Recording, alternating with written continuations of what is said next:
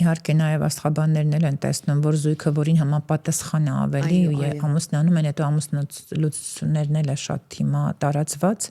որը շատ ցավոք վատ է իհարկե։ Ինչպես է դուք դրան վերաբերվում, էլ նույն ձևի ուզում եմ, որպեսզի դուք կապեք հոգեբանությունը եւ աստղաբանությունը, ինչ որ դրա հետ միասին ինչ կապ կարող է ստեղծվել այդ երկուսի մեջ։ Այո, կա ակնթարթային, այդպես ասած, սիրահարվածություն, որը ինչպես միանգամից մի առաջի հայացքից սկսվում է, այդպես էլ կարող է ավարտվել։ Երբ փորձում ես այդ ժամանակ բացատրել, որ մի քիչ ժամանակ տվեք ձեզ, ամուսնանում եմ, ասում չէ, սպասում ես։ Մի քիչ սպասում ես, որովհետև ինչպես առաջի հայացքից սիրահարվեցիր, այդպես կարող ես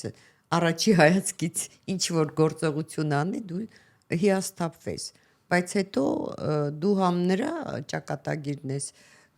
եւ կյանքն ես փչացնում եւ քո։ Հետո պիտի բաժանվեք, համատեղելի չեք։ Ձեր քարտեզները այսինչ հարցերում, որովհետեւ կենցաղ է պետք։ Կենցաղը միշտ բացահայտում է այն պակասները, որը իրար մեջ կան, որ ապացուցում է, որ նրանք համատեղելի չեն։ Ասում եթե մենք լինեինք Եվրոպայում, ես քեզ կասեի ապրեք մի 2-3 ամիս, որպես իրար ճանաչեք, կենցաղում էլ ճանաչեք, որպես իրար ճանաչեք, որովհետև կենցաղն է, որ սկսվում է փոքր դժվարություններից։ Ցավոք սրտի հայկական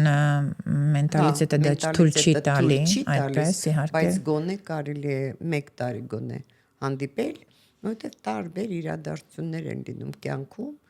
մարդու պահվածքը կարող է քեզ վանել։ Մի անգամ ճիշտ եք, միգուցե շատ փոքր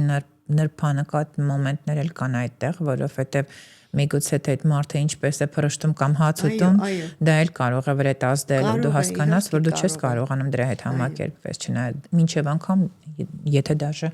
շատ սիրում ես, այդ կապ չունի մեկը մյուսի հետ։ Եթե հանդիպում են ուղղակի շաբաթը մեկ անգամ ինչ-որ տեղ հանդիպում են,